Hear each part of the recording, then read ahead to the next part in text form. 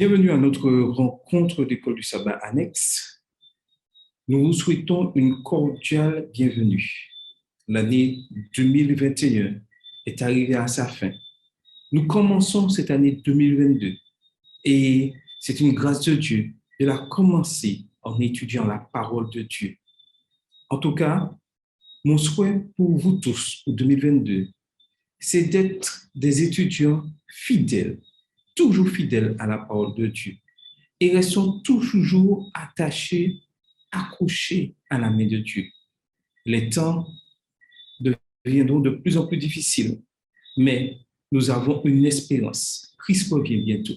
En tout cas, bonne année 2022 à tous. Pour continuer notre programme, nous allons chanter avec Carole au numéro 426. Bonsoir Carole. Bonsoir Charles, bonsoir à tous. J'espère que vous avez passé une belle semaine sous le regard de Dieu. Voilà, c'était la dernière semaine de l'année. Nous sommes arrivés vraiment au seuil de 2022 et déjà, par la grâce de Dieu, je vous souhaite une merveilleuse année 2022. Et pour symboliser un peu ce début d'année, je vous propose de chanter donc le 426. Je ne sais pas si vous connaissez. Si vous ne connaissez pas, ce sera l'occasion d'entendre ce chant. Et ceux qui connaissent, je vous invite à chanter avec moi, comme d'habitude. Seigneur éternel, une nouvelle année, par ta grande bonté, nous est encore donné. Puissions-nous saintement la passer sous tes yeux, voyageurs ici-bas et marchant vers les cieux. Que ce soit pour nous tous un an de bienveillance, de grâce, de progrès, d'amour, de délivrance, que notre âme suivant les appels de Jésus goûte au pied de la croix la paix de tes élus. Nos jours sont dans tes mains, notre course est bornée. Plusieurs ne verront plus une nouvelle année. Veillons donc et prions, et s'il faut déloger, bientôt nous serons tous auprès du bon berger. Puissions-nous racheter par ton grand sacrifice, scellés de ton esprit, couverts de ta justice, nous réjouirons toi, garder le bon dépôt. Ô Seigneur Jésus, viens. Oui, Seigneur, viens bientôt. Merci Carole pour ce magnifique chant, vraiment magnifique chant, approprié pour cette nouvelle année. Nous allons incliner la tête et prier pour demander à Dieu la présence de son Saint-Esprit pour ce programme. Seigneur Dieu, nous voulons te remercier. Nous arrivons à la fin de cette année 2021. Tu nous as protégés de tout danger, de tout mal. Et tu nous permets d'être là ce soir, en ce début de l'année 2022, pour pouvoir étudier ta parole. C'est une grâce que tu nous donnes. Permets que nous puissions toujours, avec l'aide de ce Saint-Esprit, être des étudiants fidèles à ta parole, reconnaissant que tu es un vrai Dieu, mais surtout, donne la force de tenir ferme dans les difficultés, dans les bons moments, quoi qu'il arrive, que nous restions attachés à toi, car tu reviens bientôt nous chercher, nous avons cette espérance. Merci pour tout ce que tu fais pour nous, nous t'avons prié ton Fils pour ta gloire. Amen. Maintenant, nous passons à notre instruction de manière d'église et nous continuons dans le chapitre responsable et organisation des églises locales. Et en ce soir, nous allons voir les affaires publiques et la liberté religieuse et les ministères de publication. Donc, le département des affaires publiques et de la liberté religieuse, appelé par le sigle APLR, assure la promotion de la liberté religieuse et la défense de ce principe, en mettant particulièrement l'accent sur la liberté de conscience. La liberté religieuse comprend le droit de l'homme d'avoir ou d'adopter la religion de son choix, de changer de croyance religieuse en accord avec sa conscience, de manifester sa religion individuellement ou en communauté avec d'autres croyants, dans le culte, l'observance, la pratique, le témoignage et l'enseignement, en respectant l'égalité en droit des autres. Le responsable de la liberté religieuse au sein de l'Église locale est élu par elle et collabore tant avec le pasteur qu'avec le département APLR de la fédération ou de l'union. Il doit exercer une influence spirituelle positive, être capable d'aller à la rencontre du grand public, s'intéresser aux affaires publiques, être un correspondant efficace et se soucier de la préservation de la liberté religieuse pour le peuple de Dieu. Chaque église est considérée comme une association informelle pour la liberté religieuse et chacun de ses membres est membre de cette association. Le pasteur ou un ancien en assume la présidence. Tout ceci pour montrer que la liberté religieuse est quelque chose vraiment de capital et que nous devons tout faire pour préserver cette liberté religieuse. Mais n'oublions pas une chose, chacun est libre de son choix.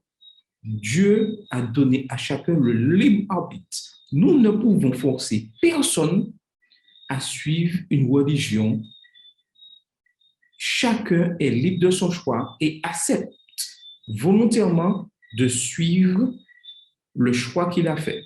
Donc, tous ceux qui ont accepté d'être adventistes du 7e jour l'acceptent librement et surtout acceptent les principes et les règles qui y vont. Le jour où ils se sentent en désaccord, libre à eux de partir. Car l'Église adventiste du 7e jour ne retient personne. Chacun est libre, mais chacun aussi sera responsable de son choix. Maintenant, nous allons passer au ministère des publications. Les ministères des publications assurent la coordination et la promotion de l'évangélisation par la littérature évangélique sous la supervision du comité des publications et de la maison d'édition officielle du territoire concerné. Il aide d'autres départements dans la promotion, la vente, l'offre d'abonnement au magazine de l'Église et la diffusion d'autres documents missionnaires. Ce département travaille avec le pasteur et avec d'autres départements pour programmer de manière systématique l'implication des membres dans l'œuvre des ministères des publications.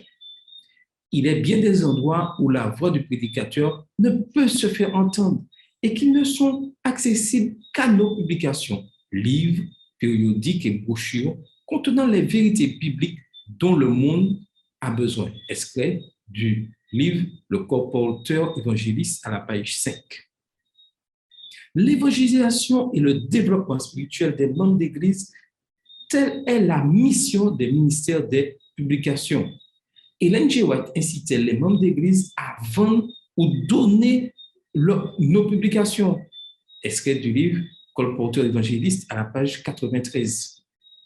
La vente par les colporteurs évangélistes, Dieu s'adresse à chacune de nos églises en vue d'y trouver des ouvriers disposé à se mettre à son service en qualité de colporteur évangéliste, toujours dans le même livre à la page 23. Le don, le partage par les membres d'Église. Chacun est libre et doit avoir cette liberté de pouvoir partager des livres en donnant. Ces livres qui, des fois chez eux, ne sont pas utilisés. Que chaque croyant prenne à cœur de répandre abondamment traités et brochures contenant le message pour notre époque. Toujours le même livre à la page 24. Et aujourd'hui, alors que nous vivons cette période si difficile, si nous avons des livres en plusieurs exemplaires, n'hésitons pas à les donner, car nous avons un message à proclamer, le message des trois anges, message capital, message pour cette génération-là. L'Église élit un coordinateur des ministères de publication pour qu'il dirige les activités d'évangélisation fondées sur l'usage des publications. Un comité des ministères de publication peut être mis en place. Le comité d'Église constitue un comité des ministères de publication qui travaille sous sa direction. Le coordinateur des ministères de publication préside ce comité. Le pasteur, le responsable et le secrétaire du comité des ministères personnels en sont membres d'office. Ces membres doivent s'intéresser et avoir l'expérience de l'évangélisation par les publications. Donc, nous voyons que les publications sont très importantes dans l'évangélisation. Ces livres peuvent toucher beaucoup d'âmes. Et aujourd'hui, avec Internet, nous pouvons partager pleinement par les réseaux sociaux que nous connaissons des extraits des livres de Madame White, car tout maintenant est en numérique. Donc, n'hésitons pas de partager. C'est vrai qu'il y a un responsable des publications, mais chaque membre peut être un véritable colporteur du Christ sur les réseaux sociaux. La semaine prochaine, si Dieu veut, nous verrons vraiment un département clé du fonctionnement de l'Église, les ministères personnels et l'école du sabbat. En tout cas, continuons à étudier la parole de Dieu, à nous instruire dans le manuel de l'Église, et nous connaîtrons de grandes bénédictions. Que le Seigneur vous bénisse. Maintenant, nous allons passer au bulletin missionnaire avec Carole. Nous commençons un nouveau trimestre. Carole, c'est à toi pour le bulletin. Donc, nous nous retrouvons pour notre bulletin. Ce trimestre, donc, nous commençons à parcourir la division de l'Asie du Sud et du Pacifique. Donc, nous nous apprêtons à entendre de nouvelles histoires et de voir comment Dieu agit dans la vie des habitants de cette région. Vous pouvez voir les pays qui composent cette division sur la carte qui se trouve affichée. Aujourd'hui, nous allons au Timor oriental. Comme vous pouvez le voir, ça se trouve un petit peu entre l'Australie et l'Indonésie. Donc, c'est le numéro 4 sur la carte. C'est une petite île. Et nous allons entendre l'histoire de Mario da Costa qui a 44 ans. Le titre du bulletin est « Trouver le vrai chemin ». Il nous dit qu'il y avait beaucoup d'événements qui se passaient au moment où il raconte cette histoire et ils étaient en train de célébrer une grande fête religieuse au Timor oriental. Et il a décidé ce jour-là d'aller aux courses de chevaux. Mais pour arriver à cette piste, il devait passer devant une église adventiste. Et quand il est passé devant l'église, un homme lui courut après. Il s'appelait Mariano et c'était un ouvrier biblique. Il lui dit, si vous avez le temps, j'aimerais étudier la Bible avec vous. Est-ce que ça vous intéresserait? Mario avait étudié avec les adventistes pendant un certain temps, ça se passait dans les maisons, mais il avait arrêté parce qu'il avait l'impression que ce que les adventistes enseignaient ressemblait à ce que disait, ce qu'il entendait plutôt dans sa propre église. Donc, il avait arrêté. Pourtant, quand cet homme, Mariano, lui a parlé, il s'est senti poussé d'en savoir plus sur la Bible. Donc, il a dit à cet homme qu'après les courses, où il devait aller, il pourrait commencer à étudier. Donc, ils ont été chez lui et effectivement, l'étude biblique a eu lieu. Donc, au fur et à mesure, ils ont étudié ensemble pendant 4 mois. Et au fur et à mesure, Mario a accepté d'aller à l'église. Et donc, tous les sabbats, il se rendait à l'église avec cet ouvrier biblique. Mais lui, il allait le sabbat avec l'ouvrier et en même temps, le dimanche, il se rendait dans son église habituelle. Et il nous dit qu'il ne voyait pas où était le mal d'aller donc le sabbat et le dimanche adorer Dieu.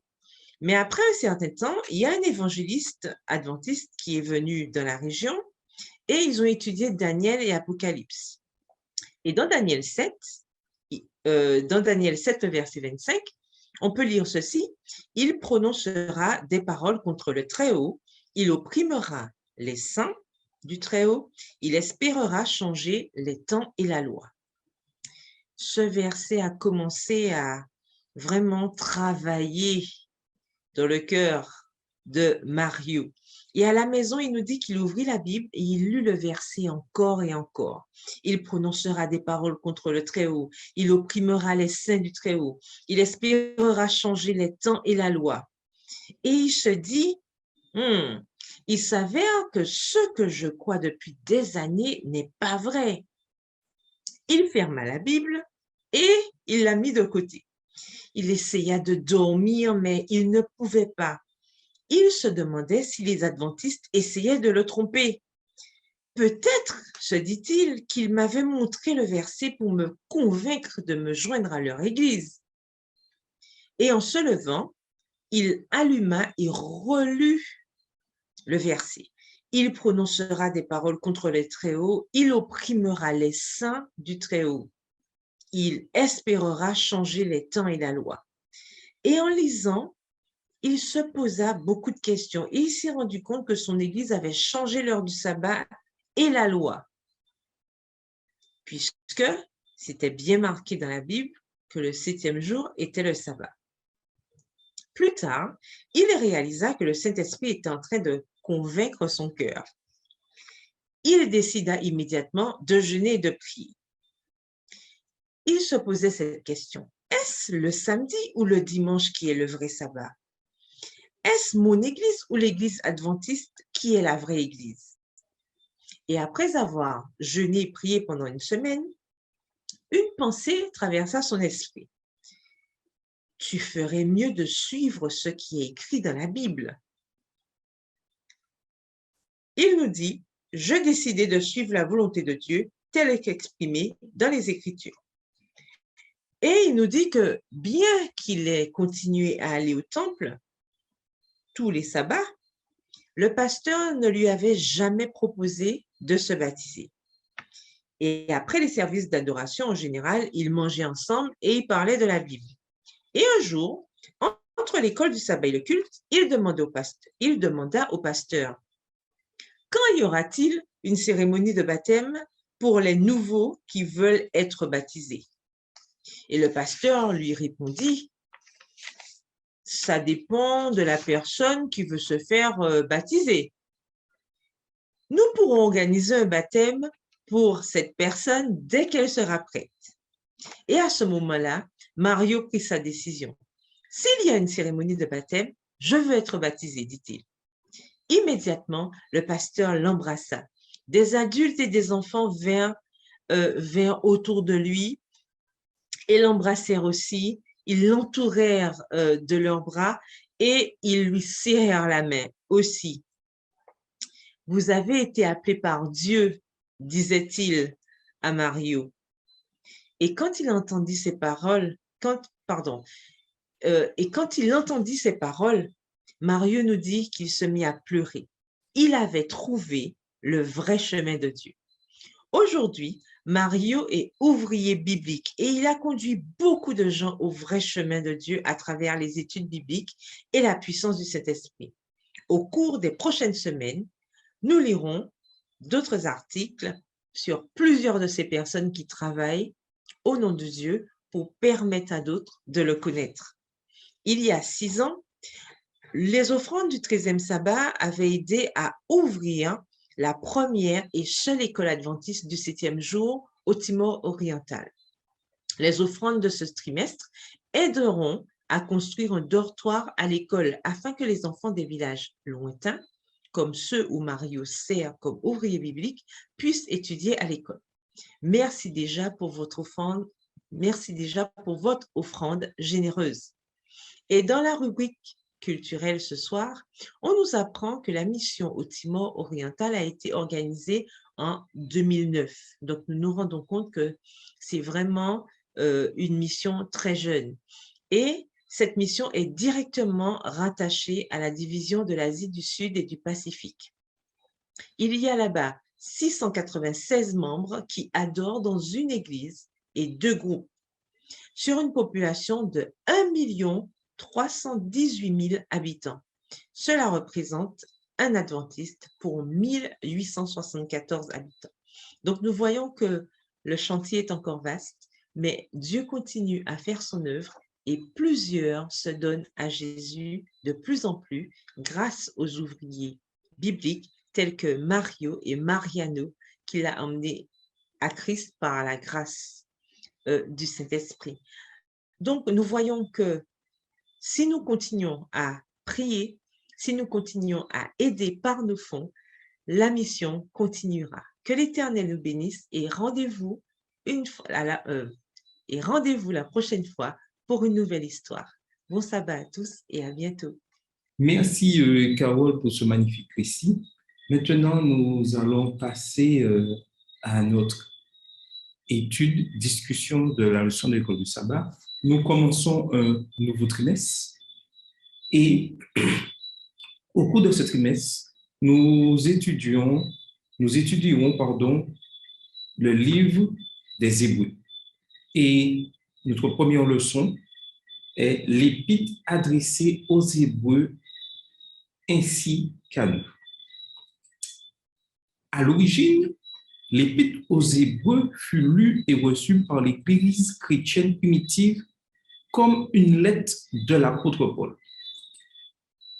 Le fait que Paul en soit l'auteur est indiqué par le fait qu'Hébreu est inclus dans les épîtres pauliniennes dans les manuscrits grecs.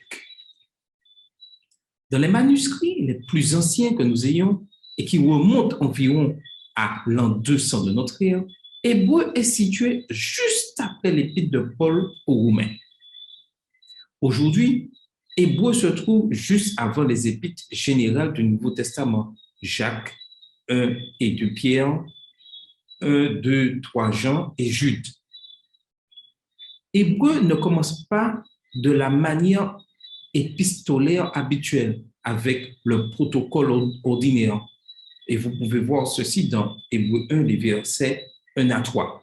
En effet, ni le nom de Paul, ni les destinataires, ni les salutations, et ni les remerciements ne sont mentionnés, ce qui habituellement on le voit facilement et vous pouvez vous référer à Philémon 1, versets 1 à 11. Donc, nous voyons cette particularité qui se trouve dans le livre des Hébreux. Hébreu se termine cependant sur un mode épistolaire. Ici, l'auteur, dont Ellen White atteste qu'il s'agit de Paul, donne des instructions pertinentes à ses auditeurs. Je vous demande, mes frères, de supporter cette parole d'encouragement. Hébreux 13, verset 22. Et aujourd'hui, nous qui vivons au XXIe siècle, en attendant tout proche du retour de Jésus, nous avons besoin d'avoir ces paroles d'encouragement pour que nous puissions vraiment renforcer notre foi. Et si nous étudions le livre des Hébreux au premier trimestre 2022, ce n'est pas un hasard.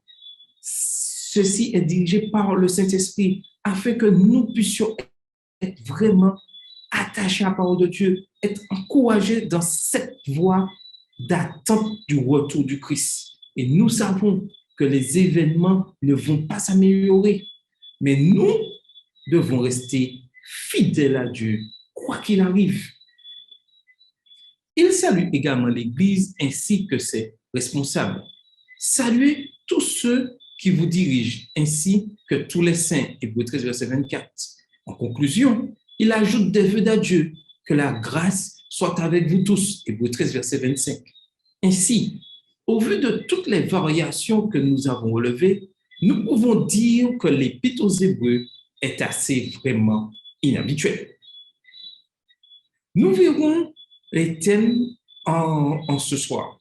La leçon de cette semaine a mis l'accent sur 3 aspects: le genre littéraire de l'Épître, son public et les derniers jours dans lesquels vivent les lecteurs. Le genre littéraire. Maintenant, voyons le genre littéraire d'Hébreux. Le style de l'Épître aux Hébreux a été identifié comme une homélie ou un sermon chrétien. Quelles sont les raisons textuelles qui font que l'on considère Hébreux comme un sermon? D'abord, Paul définit son œuvre comme une parole d'encouragement, Hébreux 13, verset 22, ce que l'on peut comprendre comme un discours oral. De la même manière, lors de leur premier voyage missionnaire, Paul et Barnabas se rendent le jour du sabbat à la synagogue d'Antioche de Pisidie. Les chefs de la synagogue demandent à Paul et Barnabé s'ils ont une parole d'encouragement pour le peuple. Tout ceci pour nous montrer que les dirigeants, quels que soient les messages qu'ils apportent au peuple, doivent toujours apporter une parole d'encouragement. Paul se lève et délivre un sermon évangélique à la synagogue que l'on trouve dans Actes 13, versets 16 à 41. Deuxièmement, l'Épître aux Hébreux emploie la première personne du pluriel, nous, notre, de manière vraiment caractéristique. Cet emploi permet à celui qui parle de s'identifier à son public tout en affirmant son autorité. Troisièmement, on compte plusieurs références au fait de parler et d'écouter, plutôt que d'écrire et de lire, qui définit ailleurs la composition de Paul. Voyons quelques exemples dont nous parlons dans Hébreux 2, verset 5, au sujet duquel nous avons beaucoup de choses à dire et qui sont difficiles à expliquer puisque vous êtes devenus paresseux à écouter. Hébreux 5, verset 11. Quoique nous parlions ainsi, Hébreux 6, verset 9, or voici le point capital de ce que nous disons. Hébreux 8, verset 1. Que dirais-je encore? Hébreux 11, verset 32. Tout ceci pour vous montrer que l'autorité ne passe pas par le je. L'autorité passe par le nous qui s'inclut vraiment dans les décisions, dans les choses qui doivent être faites. Quatrièmement, nous avons tout au long de cette épître une alternance habile entre présentation et exhortation. Les orateurs de la période gréco-romaine utilisaient ce modèle afin de bien se faire comprendre sans perdre l'attention de leurs auditeurs. Ce procédé oratoire nous permet d'identifier sans hésiter les modèles d'alternance dans l'Épître aux Hébreux. Ainsi, nous observons que la présentation d'Hébreux 1 conduit directement à l'exhortation d'Hébreux 1, les versets 1 à 4. L'argument d'Hébreux 2, versets 5 à 18, se change immédiatement en une application d'Hébreux 3, verset 1. La discussion d'Hébreux 3, versets 2 à 6, est soulignée par l'expression « c'est pourquoi », qui à son tour débouche sur l'exhortation d'Hébreux 3, les versets 7 à 13. Ensuite, la présentation d'Hébreux 4, les versets 2 à 10, débouche sur la présentation d'Hébreux 4, les versets 11 à 16, etc. Et pour plus d'informations, nous vous encourageons à lire ce livre à la rencontre du livre des Hébreux, un exposé à la rencontre des études bibliques. Malheureusement, il est en anglais, mais ceux qui ont cette possibilité de lire en anglais, ce livre est très enrichissant et vraiment explique comment le livre d'Hébreux est écrit et vraiment comment ce livre peut être vraiment on peut faire avec ce livre vraiment des études bibliques. Cinquièmement, la manière dont Paul introduit ces thèmes plaide en faveur d'une forme orale de discours, grâce à laquelle il crée un effet cumulatif. Pardon. Et ces thèmes sont développés plus tard dans le livre des Hébreux. Par exemple, la communion que Jésus a avec les humains, qui est évoquée dans Hébreux 2, les versets 14 à 18, devient thématique dans Hébreux 5, les versets 1 à 10. Sa foi décrite dans Hébreux 3, les versets 1 à 6, devient explicite dans Hébreux 12, les versets 1 à 3. Son rôle de grand prêtre, Hébreux 4, verset 14, Hébreux 5, verset 1 à 10, est plus amplement développé dans Hébreux 7, verset 1 à Hébreux 9, verset 28. En résumé, si l'on regarde la lettre aux Hébreux comme une parole d'encouragement, alors la conclusion semble incontestable. Elle a été conçue, en tout cas à l'origine, comme un sermon. Et nous, aujourd'hui, au XXIe siècle, nous avons besoin de tels sermons pour nous encourager, pour nous reprendre, afin de continuer notre course chrétienne. Voici les éléments dans l'épître même qui donnent du poids à cette conclusion. Premièrement, l'emploi du pronom à la première personne plurielle. Deuxièmement, les références au fait d'entendre, de parler. Troisièmement, l'alternance entre présentation et exhortation, ainsi que, quatrièmement, la manière dont Paul présente les thèmes subtilement pour les développer par la suite. Maintenant, nous allons échanger et voir vraiment qu'est-ce que, par ces questions pertinentes, quel est vraiment le but du livre des Hébreux. Dans la Bible ou dans le Nouveau Testament, où trouve-t-on des sermons et qu'ont-ils à voir avec l'Épître aux Hébreux? Quels éléments ces sermons ont-ils en commun avec celui adressé aux Hébreux et quels éléments sont différents? Alors, Carole, est-ce que tu peux nous aider? C'est vrai qu'il y a beaucoup de sermons dans la Bible. Le sermon vraiment par comment on dit ça, primauté, ce sont les paroles de Jésus lorsqu'il était sur terre où il parlait au peuple constamment. Nous avons aussi dans les Psaumes quelques sermons et des prophètes aussi ont vraiment exprimé des sermons, des messages pour encourager le peuple. Alors, Carole, qu'en penses-tu? C'est vrai que dans la Bible, on trouve beaucoup de sermons et vraiment de l'Ancien au Nouveau Testament. Hein. Bon, encore le trimestre dernier, on parlait de Moïse. Je pense que Moïse a vraiment souvent sermonné le peuple, n'est-ce Tout à pas? fait. Et sans t'interrompre, regardons bien que le trimestre dernier, il y a eu vraiment une parenthèse qui a été faite avec le livre des Hébreux.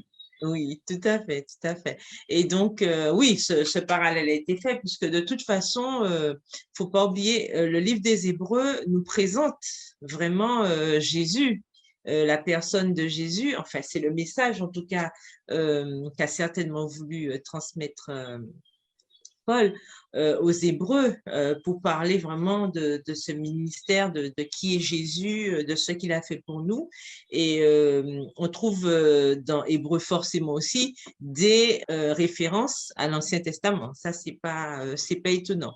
Mais effectivement, ces sermons-là ont pour objectif, bien sûr, de montrer qui est Jésus, et de montrer aussi son sacrifice, son ministère, l'objectif en fait de tout ce qu'il a fait pour nous, qui à terme, bien sûr, est notre salut.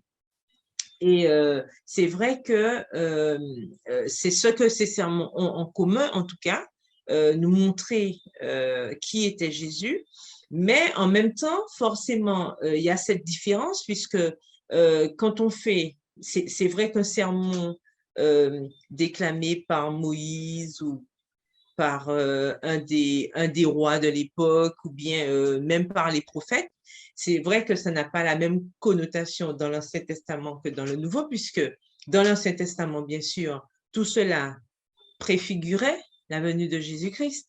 Tandis que dans le Nouveau Testament, on a des sermons qui ont appuyé en quelque part le ministère que Jésus avait accompli sur terre, puisque bien sûr, ça se passe après Jésus-Christ, n'est-ce pas? Donc, ça veut dire qu'on est déjà dans une autre phase de cette, comment dire, de l'accomplissement, voilà, du plan de la rédemption, hein, puisque Jésus est déjà venu, il s'est sacrifié, il est ressuscité, ce qui est vraiment l'extrême bonne nouvelle de tout ça, n'est-ce pas? Et il est en train de plaider pour nous, donc pour tous ceux qui ont accepté de le suivre. Donc, on est en train de voir vraiment se dérouler au fur et à mesure ce plan. Et moi, je dirais que c'est vraiment, ça fait partie des éléments différents, puisque entre ces sermons d'antan et ces sermons que nous avons dans le Nouveau Testament et particulièrement dans Hébreu, on a déjà une nouvelle phase. On a vraiment une autre connotation qui est donnée à ce plan du salut, puisqu'on est déjà plus proche de la réalisation finale, hein, de la conclusion en tout cas du plan de la rédemption. Je ne sais pas si j'ai répondu à la question, mais en tout cas, ce sont les éléments, enfin, la différence vraiment primordiale que j'y vois. Tout à fait. Donc, nous continuons. Les auditeurs, maintenant, voyons les auditeurs de la lettre aux Hébreux, à qui, en premier lieu, ces écrits sont adressés.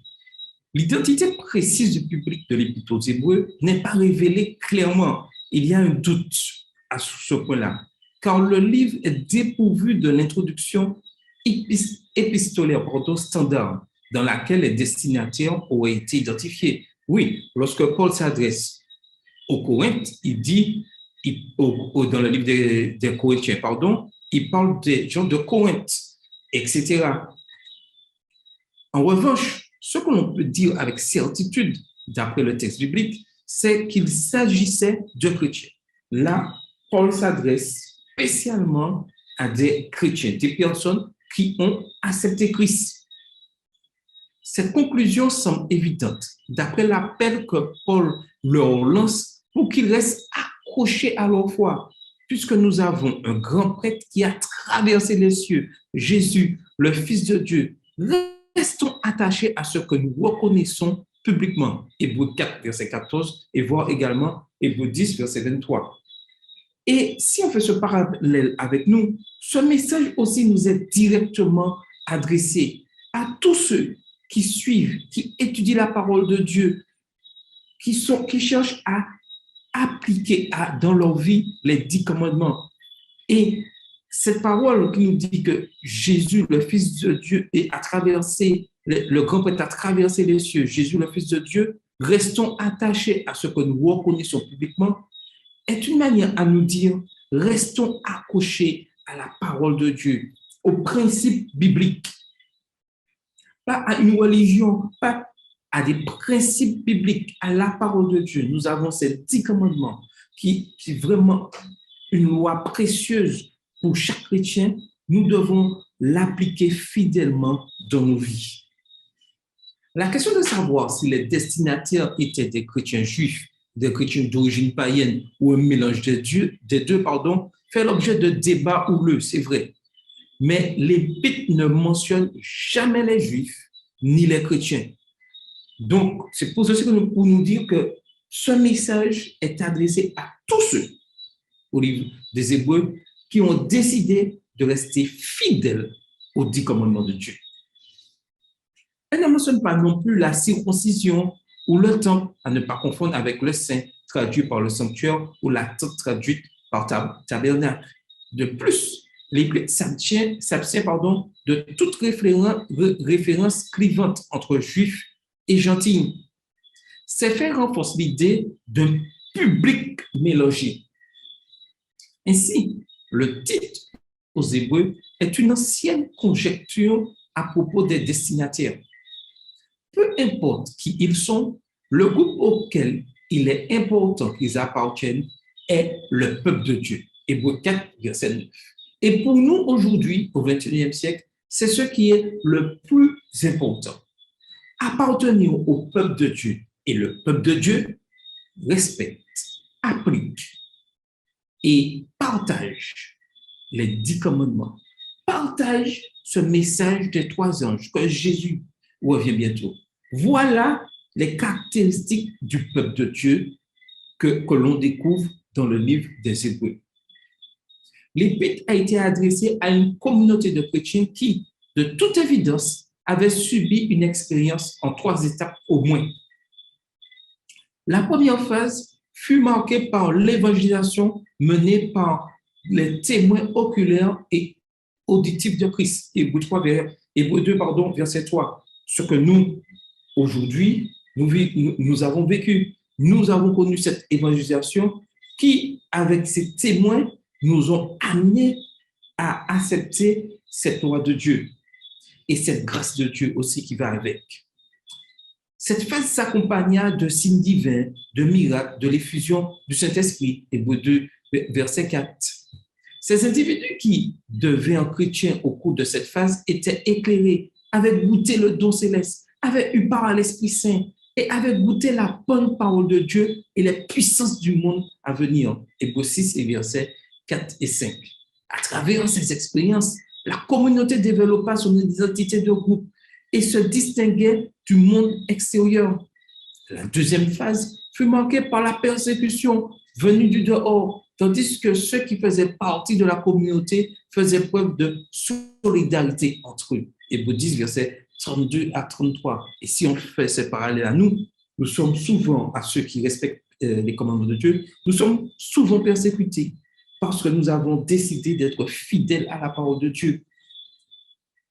La persécution devint en ce temps-là terriblement intense. Cependant, Paul se souvient que les auditeurs avaient accepté avec joie qu'on leur arrache leur bien. Hébreux 10, verset 34. Une persécution aussi violente sur une période prolongée peut conduire à l'épuisement, au doute et au malaise. Cette condition semble être le problème de la 3e phase. C'est pourquoi Paul délivre un sermon aussi passionné. Il souhaite encourager, exhorter et avertir ses auditeurs. Il les avertit afin qu'ils n'aillent pas à la dérive, Hébreux 2, verset 1. Car il souhaite que personne ne s'éloigne du Dieu vivant, Hébreux 3, verset 12, et que nul ne tombe de la même manière en refusant d'obéir comme la génération de l'Exode, Hébreux 4, verset 11. Paul encourage ses auditeurs à progresser plutôt que régresser. Et nous, aujourd'hui, il nous est appelé à progresser, à aller de l'avant au lieu de régresser. Malheureusement, certains d'entre nous ont tendance à vouloir faire marche arrière.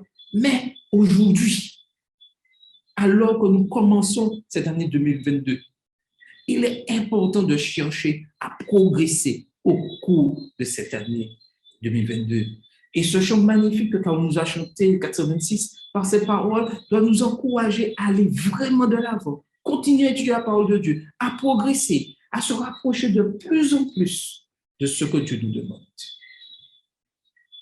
Pourtant, il se rend compte que les membres de son public ont besoin non pas de nourriture solide, mais de lait. Hébreux 5, verset 12.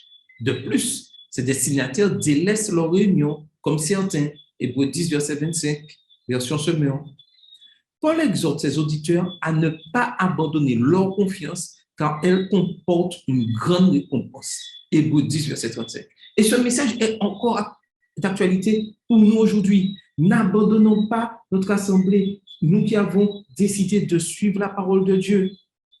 Ayons confiance, même s'il y a des problèmes, faisons confiance à Dieu. Restons fidèles à sa parole. En résumé, on peut conclure que le public d'Hébreux était composé de chrétiens qui étaient successivement passés par une phase d'évangélisation enthousiaste, puis de persécution intense, et enfin qui étaient tellement épuisés, découragés, que Paul craignait pour leur salut éternel. Cette expérience d'épuisement et de découragement spirituel est la raison pour laquelle Paul délivre son sermon énergique. Maintenant, avec Carole, nous allons discuter de cette réflexion et Carole va nous donner son avis sur ce que nous avons échangé à l'instant. Repensez au cycle de vie de votre Église. Analysez là où vous en êtes de votre marche avec Dieu. Comparez au public de l'Épître aux Hébreux. Seriez-vous disposé à souffrir au point d'accepter avec joie qu'on vous paye vos biens? Christ a observé que l'Église d'Éphèse avait perdu son premier amour. Avons-nous perdu ce premier amour, Carole? Ou il y a encore de l'espoir?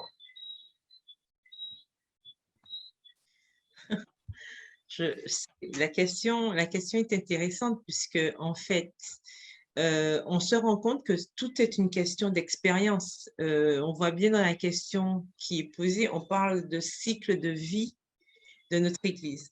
Donc, par rapport à ce que tu disais un peu avant et cette notion d'abandon de l'Assemblée, par exemple, dont parle l'apôtre Paul dans l'Épître aux Hébreux, en fait, il ne faut pas entendre dans Assemblée uniquement parce que souvent, je crois qu'on pense que l'Assemblée, c'est uniquement le bâtiment, l'Église, le bâtiment. Mais ce n'est pas seulement le bâtiment, c'est en fait la communauté.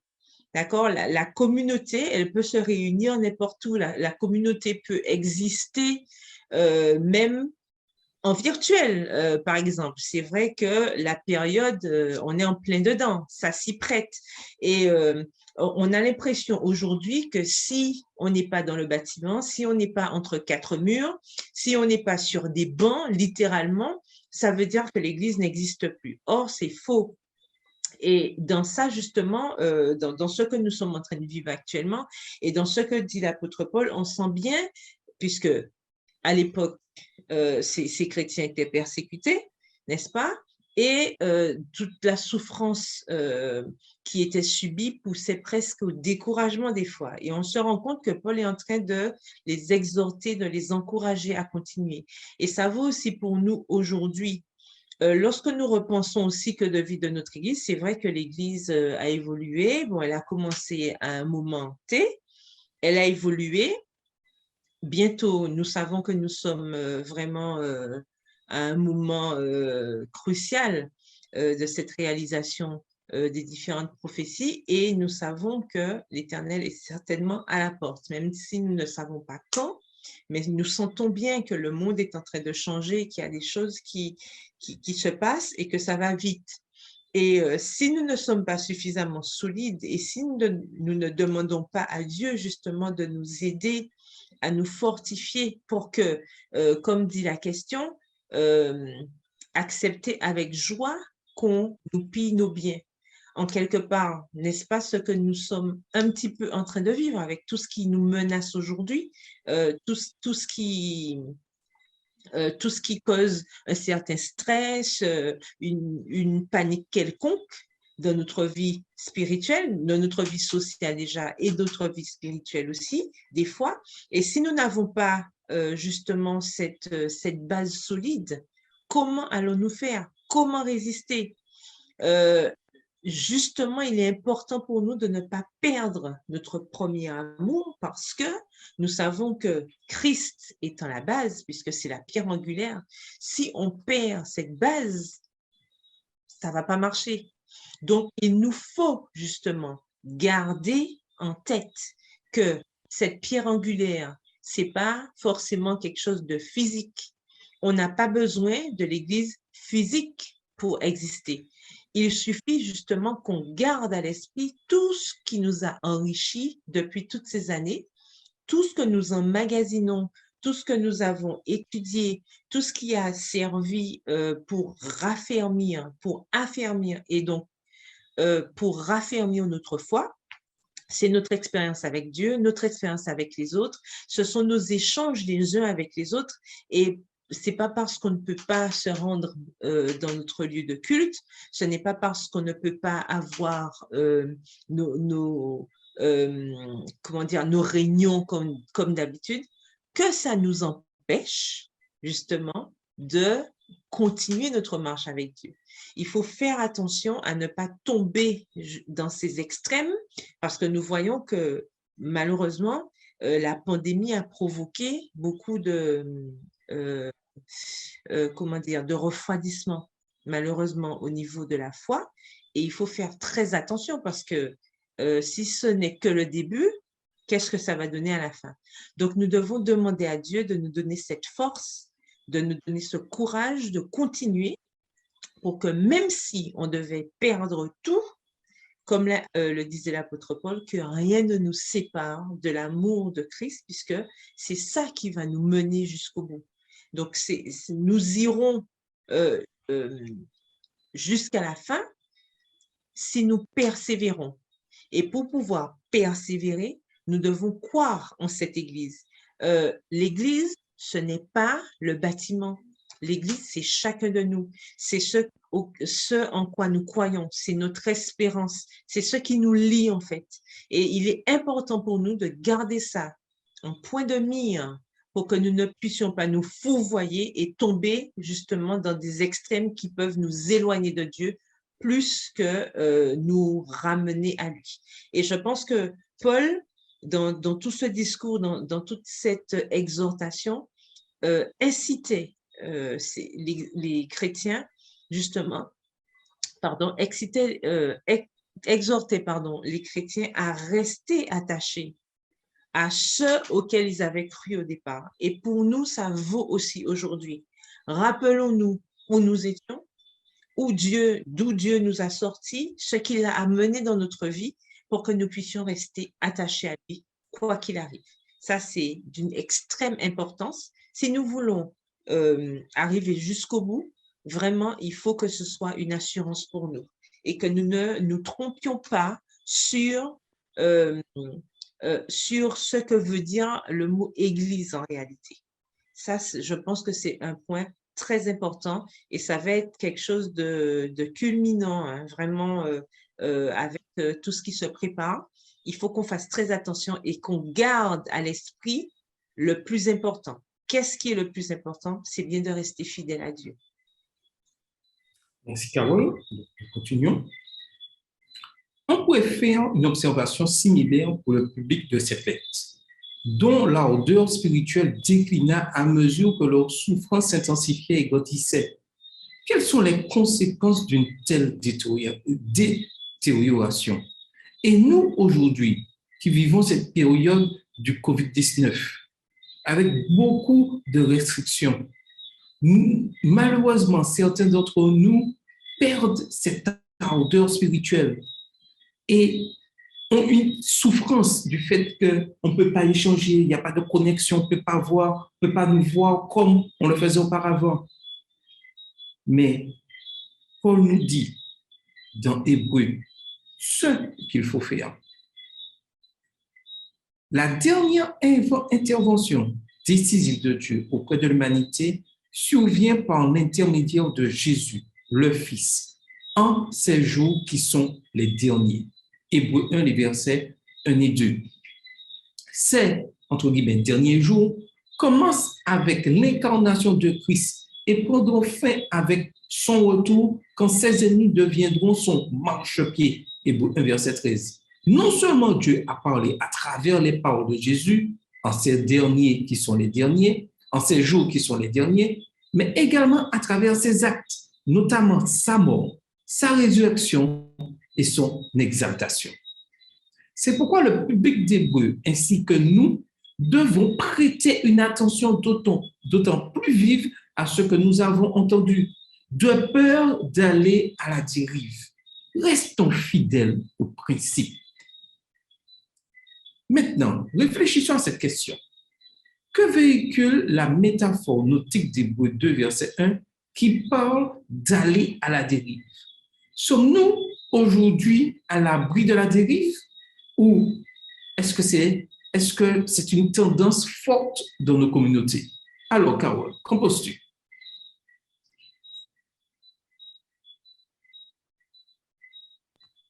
Oui, bon, on a répondu un petit peu à cette question quand nous disions qu'il faut faire attention puisque cette métaphore justement montre que lorsqu'il n'y a pas de direction, puisque hein, la métaphore nautique. On voit, hein, quand un bateau est à la dérive, qu'est-ce qui se passe? On a un canot, on met le canot à l'eau et il n'y a pas, alors il n'y a pas de, enfin, il y a personne qui rame, par exemple.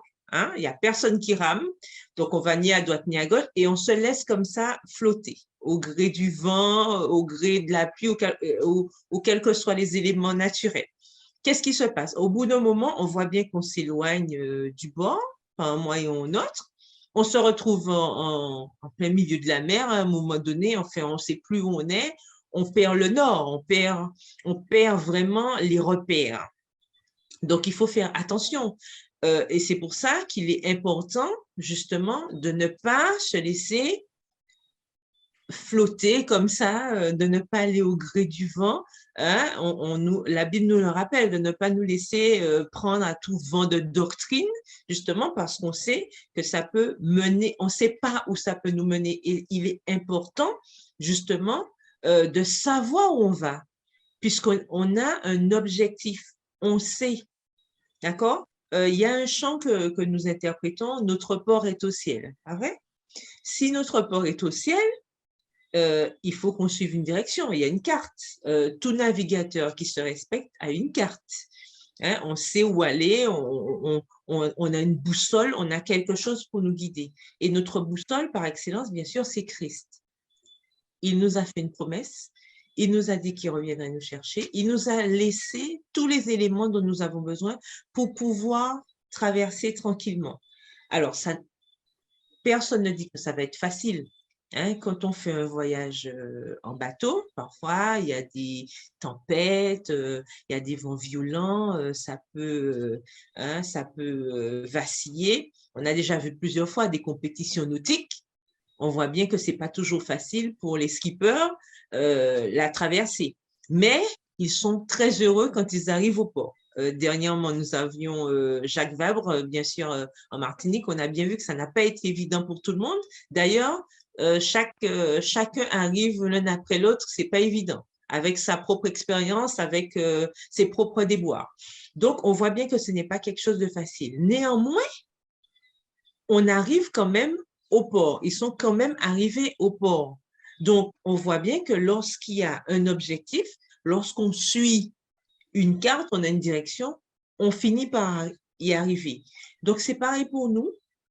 Il est très important de ne pas nous laisser flotter au gré du vent, puisque quand on flotte au gré du vent, on ne sait pas où on va arriver. Et parfois, c'est loin de Dieu, voire trop loin parfois. Donc, il est important pour nous de garder, cette boussole que nous a donnée Dieu, qui est sa parole, n'est-ce pas, pour nous aider à garder confiance et nous accrocher à ses promesses afin de pouvoir y arriver. Donc, continuons. Quand Beethoven avait 5 ans, il jouait du violon sous la direction de son père. À l'âge de 13 ans, il jouait déjà de l'orgue en concert. À 20 ans, il étudiait avec des musiciens renommés comme Haydn et Mozart. Tandis que Beethoven développait ses aptitudes, il devint un compositeur prolifique. Son enthousiasme pour la musique donna naissance à plusieurs symphonies majestueuses, une poignée de concertos pour piano et de nombreuses œuvres de musique de chambre. Son amour pour la musique le poussa toujours plus loin dans les prouesses musicales. Mais Beethoven connut aussi bien des difficultés. Il n'avait que 30 ans quand son acuité auditive commença à décliner. Vers l'âge de 50 ans, Beethoven était complètement sourd. Imaginez un peu ce que cela voulait dire pour lui en tant que musicien. Maintenant, réfléchissons. Mettez-vous à la place des auditeurs de l'Épître aux Hébreux. Alors que vous êtes au sommet de votre enthousiasme chrétien, une catastrophe inattendue survient. Comment réagiriez-vous au sermon de cette lettre dans ce cas? Comme Beethoven, quelque chose de grave pourrait nous empêcher d'avancer. Comment allons-nous réagir? Comment devons-nous réagir, Carole? Malgré cette catastrophe, justement, malgré la baisse de son audition, nous voyons que Beethoven n'a pas cessé de composer. Ça ne l'a pas arrêté. Ça veut dire qu'il a développé, d'accord? Il a développé d'autres aptitudes qui lui ont permis de continuer à faire ce qu'il aimait. C'est pareil pour nous avec notre marche spirituelle. Quand une porte se ferme, n'est-ce pas, l'Éternel est toujours là pour ouvrir une fenêtre. Donc, nous lui faisons confiance. S'il y a quelque chose d'inattendu qui survient lorsque nous sommes au sommet, puisque nous savons qu'il y a des sommets, il y a aussi des vallées, hein, quand il s'agit de la vie chrétienne, elle n'est pas facile. Mais nous savons que l'Éternel nous dit qu'il est toujours là avec nous. Il sera toujours là jusqu'à la fin du monde. Il nous le dit dans Matthieu 28. Donc, ce qui nous reste à faire, c'est de lui faire confiance. Même si nous avons des choses inattendues qui arrivent, nous savons que l'Éternel ne permet. Hein, l'Éternel ne permet aucune épreuve au-delà de nos forces. Maintenant, la difficulté que nous avons parfois, c'est d'y croire. C'est de croire en cela, parce que parfois l'épreuve est tellement difficile, on a tellement l'impression qu'on ne va pas y arriver, on est complètement impuissant et on pense que c'en est fait. Hein, on a vu par exemple Élie qui est passé par une phase très difficile alors qu'il était, c'est exactement ce cas. Élie, qu'est-ce qui s'est passé? Ben, quand il a tué tous les prophètes, tout ça, ben, il était en pleine forme et subitement, il y a eu ce coup de mou, il y a eu cette dépression qui est venue subitement. Et donc, c'est vrai que des fois, on se sent très fort spirituellement et puis, boum, il y a quelque chose qui arrive. On se sent super faible et on a l'impression qu'on ne va pas y arriver. Mais l'Éternel est toujours là pour nous dire, non, mon enfant, je suis là et je te soutiens. Je te soutiens de ma droite triomphante. Donc, tout ce qu'il nous reste à faire, c'est d'avoir confiance. Face à cette lettre, justement, pour les encourager, les booster et tout, c'est sûr qu'en faisant confiance à cet engagement qui a été pris au départ, quand ils ont accepté de suivre Jésus, c'est sûr que ça a dû booster les chrétiens de cette époque. Et pour nous aussi, c'est pareil. Nous avons fait le choix de suivre Dieu. Nous savons que ce ne sera pas facile, mais par sa grâce, nous pouvons y arriver. Il donne toujours la force à ses enfants d'affronter les difficultés. Donc, même quand c'est inattendu, avec Dieu, il n'y a pas de hasard. Et avec Dieu, rien n'est inattendu parce qu'il sait déjà tout. Donc, à partir du moment où on sait qu'on fait confiance à quelqu'un pour qui l'inattendu n'existe pas, nous avons toutes les raisons de pouvoir être sereins pour continuer malgré la difficulté, hein, malgré l'épreuve, continuer à aller de l'avant avec la force qu'il nous donne. Merci, Carole.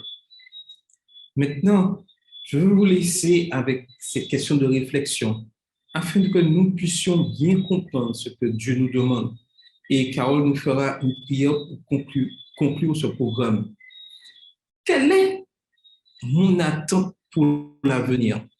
Une attente angoissée de ce qui arrivera pour la terre, une crainte d'être jugé indigne du royaume, voir les 5 vierges folles dans la parabole de Matthieu 25, versets 1 à 13, une confiance paisible dans l'amour et la grâce de Dieu, une indifférence totale doublée d'une attention au seul présent, un étourdissement dans les divertissements de ce monde.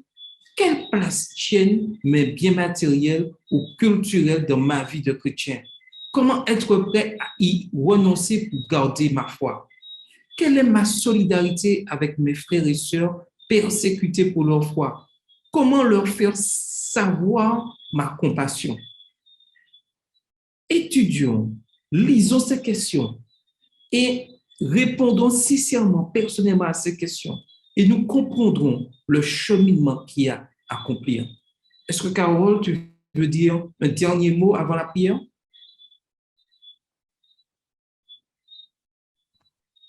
Je crois que tu as tout dit en quelque part. Il nous faut vraiment garder notre espérance, ferme, garder cet espoir, ne pas justement faire comme les 5 vierges folles, mais demander à Dieu de nous remplir de son Saint-Esprit, de permettre que nous ayons cette huile, ce dont nous avons besoin pour pouvoir avancer, continuer, rester serein, être en paix avec nous-mêmes, être en paix avec les autres, être en paix avec lui, ce qui est vraiment important, afin que nous puissions traverser les différentes épreuves qui nous tombent dessus de manière inattendue pour nous, mais j'insiste, comme nous savons que notre Père céleste sait tout et qu'il sera toujours avec nous, nous pouvons vraiment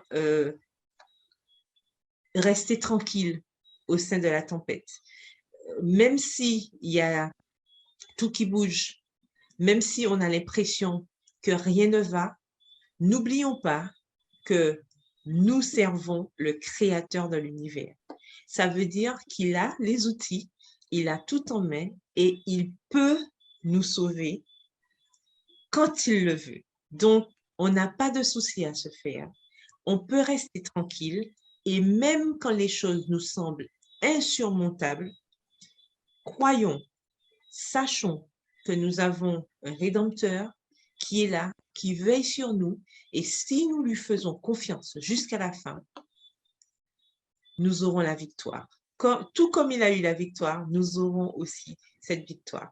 Donc, que l'Éternel nous bénisse et nous permette justement de garder au fond de notre cœur toutes ces promesses, toute notre espérance, afin que nous ne puissions pas nous laisser ébranler, que nous ne puissions pas faiblir dans notre course chrétienne, mais au contraire, que tout ça nous donne, que toute cette situation, tout ce qui vient nous perturber soit plutôt que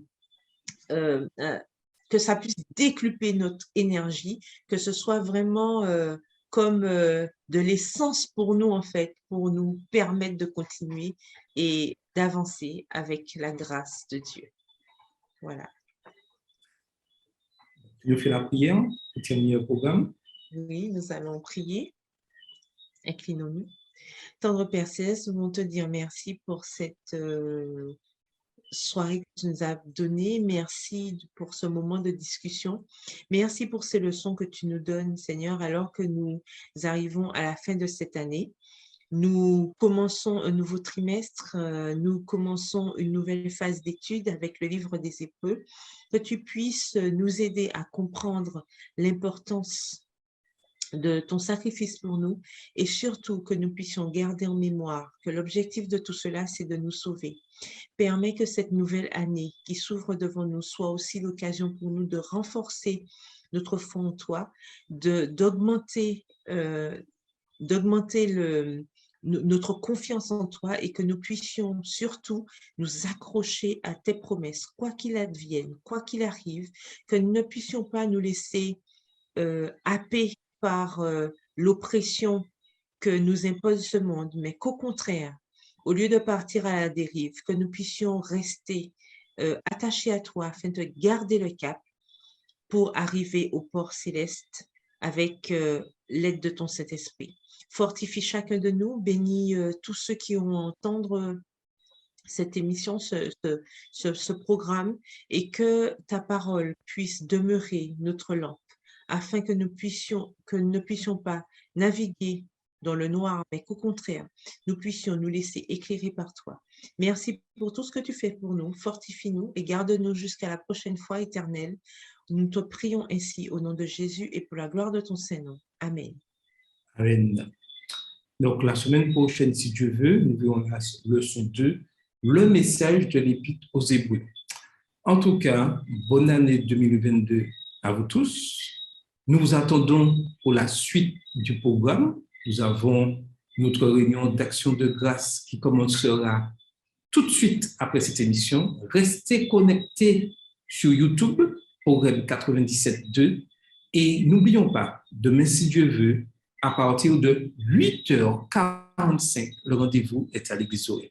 Bon sabbat à tous, bonne année 2022, une année 2022 spéciale, car elle commence et se terminera par un sabbat. Bon sabbat à tous. Bon sabbat, bonne année à tous, à bientôt.